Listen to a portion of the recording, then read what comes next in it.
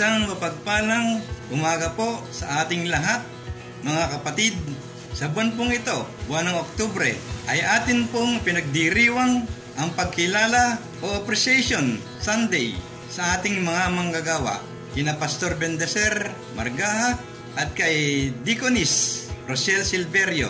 Maraming salamat po sa inyong mga buhay na inilalaan sa paglilingkod sa ating Panginoon sa Iglesia dito sa TGS UMC. Maraming salamat po sa matiyagang paggabay, sa matiyagang pagsubaybay sa mga miyembro ng Good Shepherd United Methodist Church dito sa lugar ng St. Michael, May Kawayan. Patuloy po namin kinikilala ang inyong matiyagang paglilingkod, ang inyong kasipagan, ang inyong dedication sa paggabay sa inyong mga miyembro. Maraming salamat po sa inyo, kay Ate Rochelle, sa paggabay at pagtuturo sa mga maliliit na bata, sa kanyang pagtitiyaga, sa pagpunta sa Gumamela, sa Rivera, Sitio Malamig, at sa iba pang area na nakapaligid dito sa lugar ng Pandayan, May Kawayan, Bulacan. Maraming salamat po sa inyong mga buhay, sa inyong mga paglilingkod, sa inyong kasipagan. Nawa, patuloy pa kayong pagkalooban ng ating Panginoon ng karunungan at ng kalakasan upang kayo ay patuloy na makapaglingkod sa Iglesia ng ating Panginoon. Kay Pastor Margaha, sa kabila na siya ay retired na bilang pastor, ngunit kinailangan ng kanyang serbisyo ay hindi siya nagdalawang isip upang tanggapin ang muling pagtawag at pagtanggap sa assignment na ibinigay sa kanya dito sa ating Iglesia sa TGS UMC. Maraming salamat po sa inyong mga buhay, sa lakas na ginagamit nyo upang makapagpatuloy kayo sa paglilingkod. Nawa, patuloy kayong pagkalooban ng Panginoong kalakasan at ng karunungan upang kayo makapaglingkod. Maraming salamat po. Yay! Nagpapasalamat po kami kay Pastor Bendecer at kay Ate Rochelle. Thank you po kay Pastor Bendecer sa pag-suporta sa amin and sa pagsama po niya sa amin sa gawain and sa outreach din po pagsama.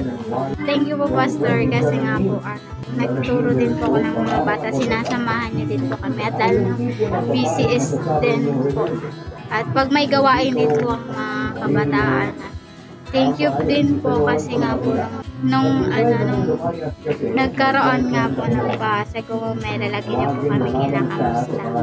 At yun po, thank you po Pastor kasi po madami po akong natutunan sa inyo.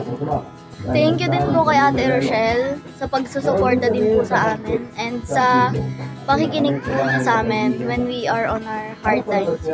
Thank you kay Ate Rochelle kasi siya yung pangalawa naming nanay sa church. At si Ate Rochelle po kahit lagi pinagdadaanan, lumalaban pa din po siya. At tinutulungan niya pa din po yung mga kabataan. At si Ate Rochelle ay lagi ko siyang kasama. At yun nga po, pag madaming gawain, ako yung lagi niyang katuwaan. Thank you pa din kasi may ate din ako. Pag may pinagdadaanan ako, siya din yung takbuhan namin mga kabataan. At yun lang po. Maraming salamat po sa inyo. Malawin kayo. Nagpapasalamat po kami kay Pastor Bendecer. Hindi mo po kami pinapabayaan kaya ng pag-aalaga mo sa sarili mong pamilya. Salamat Pastor dahil tinanggap mo po ang responsibilidad bilang aming spiritual father. Hindi obligasyon para sa iyo ang pakainin at paglingkuran. Kami ito ay ginagawa mo na may kagalakan. Salamat po Pastor Bendecer. Para naman po kay Ate Rochelle, salamat po Ate Rochelle kasi ikaw po ang naging pangalawa naming ina sa loob ng simbahan.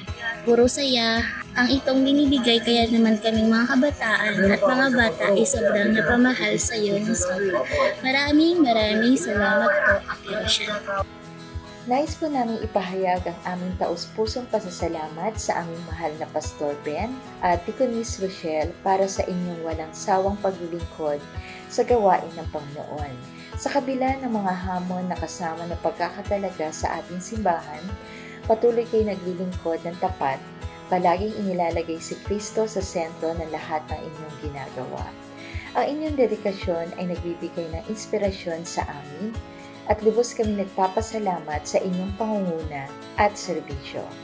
Naway patuloy kayong pagpalain at gabayan ng Diyos habang kayo naglilingkod sa Kanyang kaharian. Marami pong salamat.